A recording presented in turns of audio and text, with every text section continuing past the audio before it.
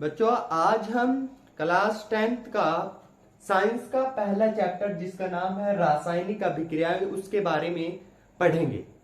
तो सबसे पहले हम देखेंगे रासायनिक अभिक्रिया क्या होती है। देखो बच्चों, रासायनिक अभिक्रिया का मतलब है पदार्थों को आपस में जोड़कर एक नया पदार्थ का निर्माण करना। जैसे कि आप बचपन से पढ़ते आए हैं कि जब हम hydrogen H2 plus oxygen O2 को मिला देते हैं तो हमारा क्या बन जाता है भाई, जल बन जाता है, मतलब कि H2 बन जाता है। अब देखो कैसे बना। अगर हम हाइड्रोजन की संयोजकता की बात करें +1 और ऑक्सीजन की संयोजकता होती है -2, ये यहां आया और ये यहां आया, ये और ये, इससे कोई मतलब नहीं है। अगर हमें फॉर्मूला बनाना है तो इससे मतलब नहीं है। तो ये आया यहां और ये आया यहां, H2O बन गया। अब देखो इसको बैलेंस कैसे करना है। भाई 2H है और 2O है, तो यहां क्या करेंगे हम, 2O को 2 करेंगे। लेकिन हमारे जो H है वे 4 हो गए, इसलिए इसको ऐसे हम बैलेंस भी कर सकते हैं। तो हमारा कहने का जो तात्पर्य है वो है कि दो पदार्थों को जोड़कर एक नया पदार्थ बनाना रासायनिक अभिक्रिया कहलाता है। अगर इसको डिफाइन करें हम तो कैसे करेंगे, देखो जब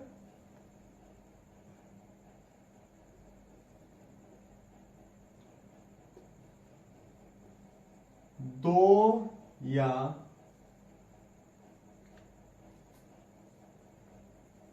दो से अधिक पदार्थ आपस में मिलकर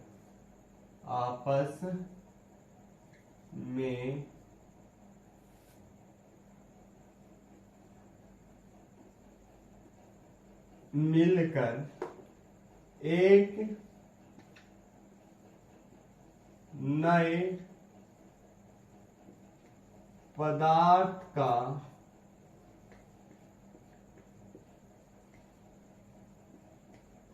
निर्माण करते हैं, रासायनिक अभिक्रिया कहलाती है।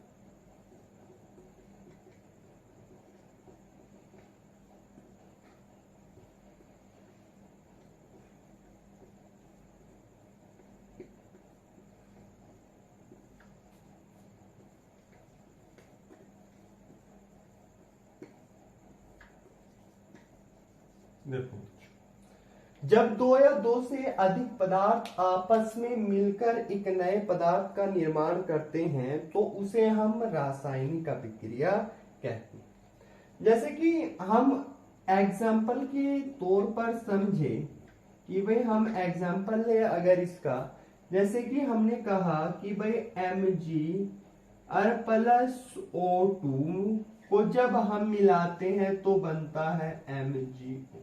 देखो कैसे बना MgO, यहां हम समझेंगे। देखो Mg जो होता है +2 इसकी वैलेंसी होती है और ऑक्सीजन जो होता है उसकी वैलेंसी भी -2 होती है। जब इसको और इसको हम काट देते हैं तो बनता है हमारा MgO।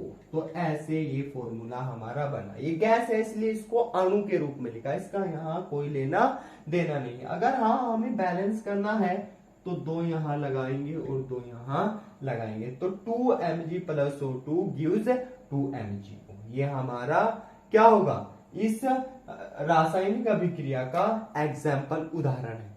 अब देखो रासायनिक अभिक्रिया के प्रकार के बारे में अगर हम बात करें तो पहला रासायनिक अभिक्रिया का प्रकार होता है संयोजन अभिक्रिया। संयोजन